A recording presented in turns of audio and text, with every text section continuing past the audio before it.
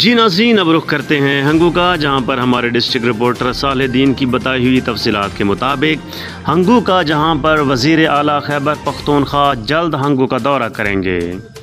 وزیر اعظم عمران خان اور وزیر اعلیٰ محمود خان کے ویژن کے مطابق خیبر پختونخوا کے ہر سیکٹر میں صاف و شفاف طریقے سے ترقیاتی منصوبوں پر کام جاری ہے۔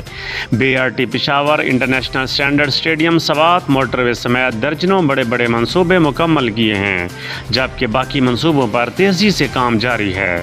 ہنگو سیف سٹی پروجیکٹس عوام کے لیے ایک تحفہ ہے۔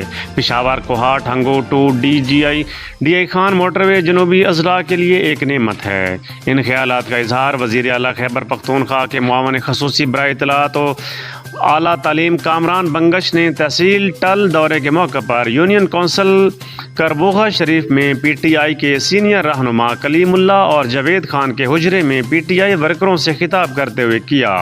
اس موقع پر مشیر اوقاف محمد ظہور شاکر بھی موجود تھے۔